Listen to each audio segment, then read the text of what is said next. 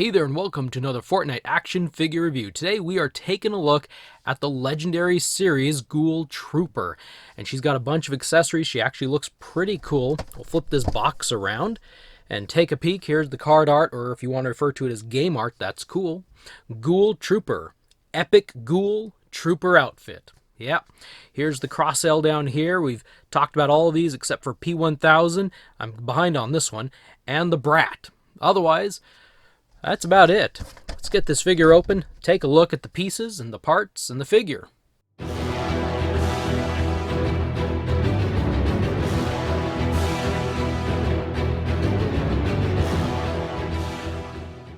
We've got her out of the package. All of her accessories, as you can see, are laying around her feet.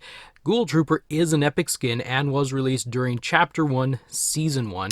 She isn't a part of a set, but this is her back bling. It did come with her, and if you're lucky, during certain parts of the year when she's in the store, you can buy this skin for 1,500 V-Bucks.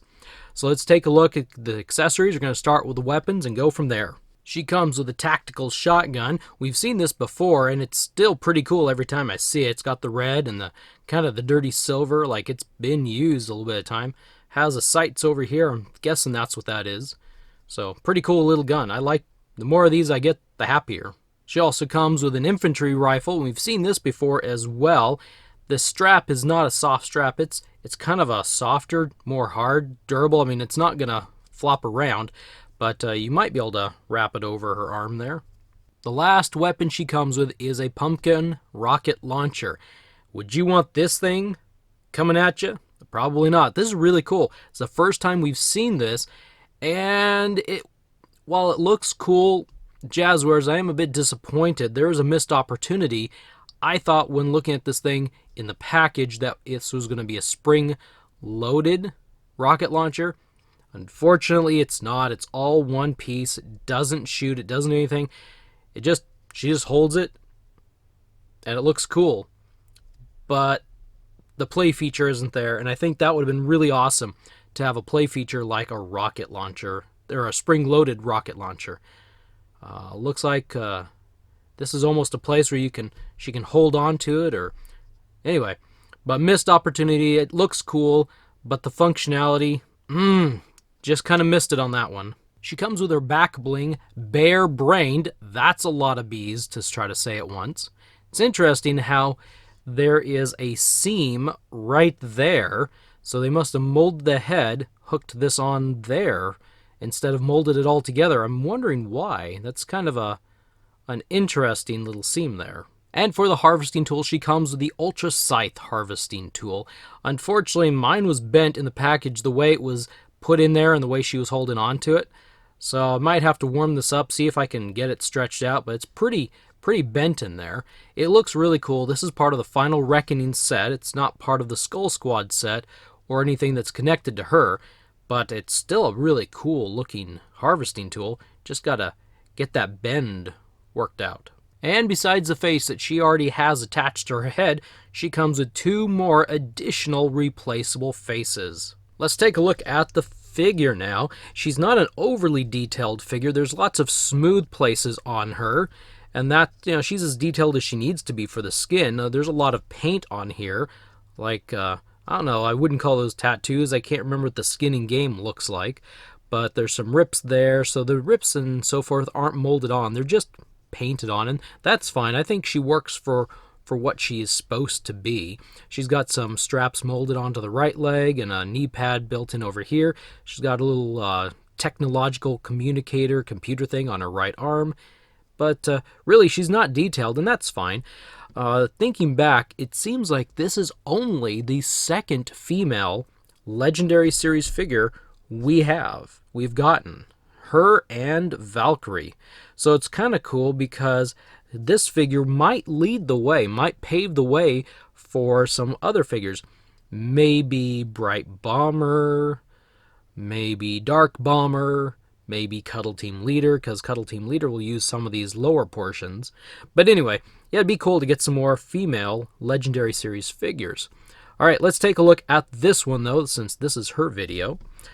The articulation is as follows. Her head will rotate all the way around. Be careful, the ponytail might get in the way if it's the head's bent the wrong way.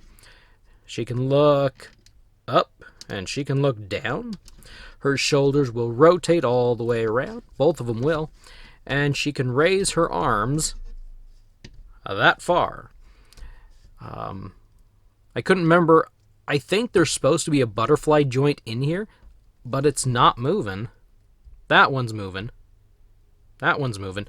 The left one, there we go, it unstuck, is now moving. The biceps have a rotation. She has double pin elbows, and her wrists will rotate around. And she's got this horizontal hinge on both sides for making her wrists go back and forth. She's got pretty okay torso spin, and wow, look at that. Her waist is moving. Her waist rotates real easy. And she can lift her legs up about that far. She can move them around. So there's a little bit of hindrance, apparently, back here and the side. She has the thigh rotation right there and the double pin knee joint on both sides. It's a little bit tougher there. She's got a calf rotation. Wow, let's just mess her legs up there. She has a calf rotation right there on both sides. They usually hide them in the boot area. And then finally, she's got a hinge at the ankle. The ankle will rotate. And the toe has a hinge. For those times you need to flex your toe up. Won't go down, but it does go up. So she's a pretty good, it said she's got 40 points of articulation. So, there was a lot there. She's a pretty slender figure. That's a lot of articulation for a slender figure. It's all there, though. It works. One thing I'll make note of is that the G.I. Joe female figures don't have this double pin on the elbow. And I've been curious why. The male figures have the double pins, but the females don't. Jazwares seems to be pretty consistent in all the buildings of their figure. Whatever male has, female has. And that's pretty cool. I think double pin works for some really neat posing sometimes.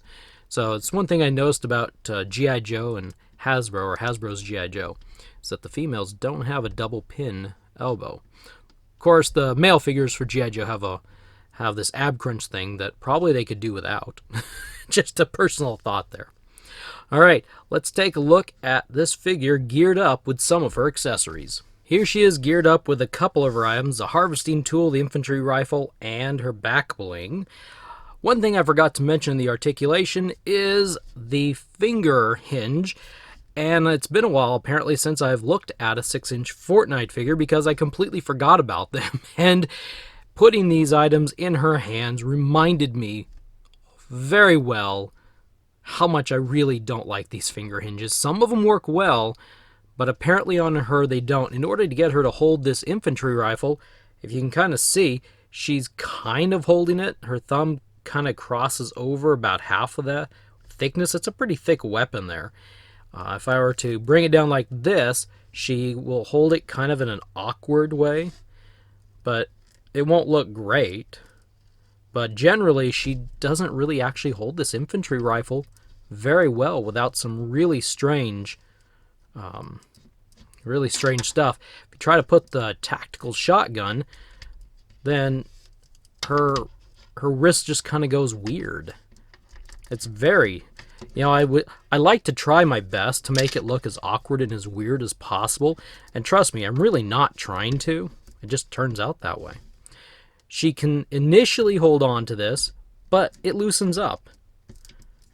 Because it's one of the things is it's missing the little hole, like the infantry, for the finger. And without something there, then it can kind of just like loosen up.